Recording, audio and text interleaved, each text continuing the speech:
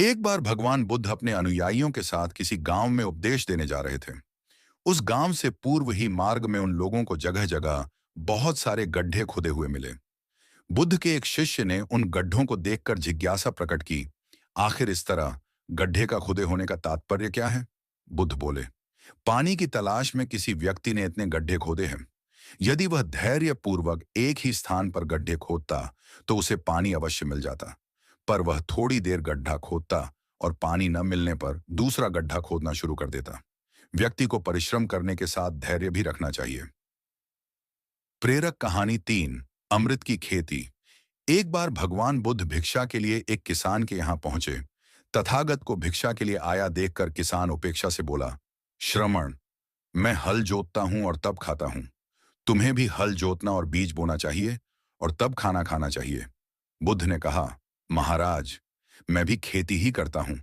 इस पर किसान को जिज्ञासा हुई और वह बोला, मैं न तो तुम्हारे पास हल देखता हूं, न बैल और ना ही खेती का स्थल। तब आप कैसे कहते हैं कि आप भी खेती ही करते हो?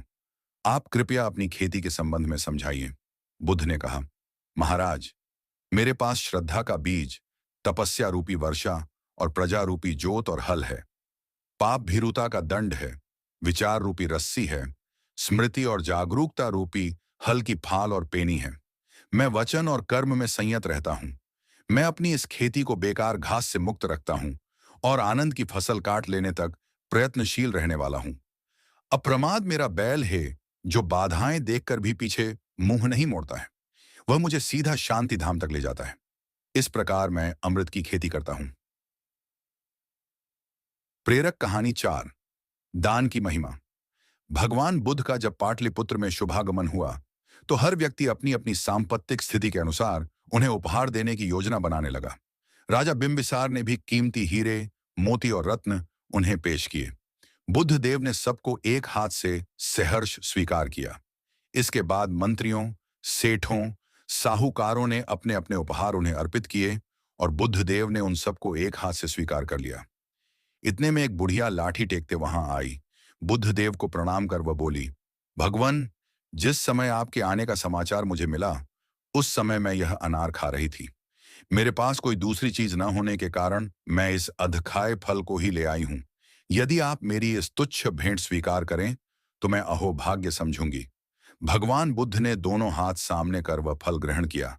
राजा बिंबिसार ने जब यह देखा तो उन्होंने बुद्ध देव से कहा, भगवान, क्षमा करें, एक प्रश्न पूछना चाहता हूं। हम सब ने आपको कीमती और बद्धे बद्धे उपहार दिए जिन्हें आपने एक हाथ से ग्रहण किया, लेकिन इस बुढ़िया द्वारा दिए गए छोटे एवं झूठे फल को आपने दोनों हाथों से ग्रहण किया, ऐसा क्यों? यह सुन बुद्धदेव मुस्कुराए और बोले, राजन, आप सबने अवश्य बहुमूल्य उपहार दिए हैं, किंतु यह सब आपकी संपत्ति का 10वां हिस्सा भी नहीं है। आपने यह दान दीनों और गरीबों की भलाई के लिए नहीं किया है, इसीलिए आपका यह दान सात्विक दान की श्रेणी में नहीं आ सकता। इसके विपरीत इस बुढ़िया ने अपने मुंह का कौर ही मुझे दे डाला है। भले ही यह बुढ़िया निर्धन है, लेकिन इसे संपत्ति की कोई लालसा नहीं है। यही कारण है कि इसका दान मैंने खुले हृदय से दोनों हाथों से स्वीकार किया है।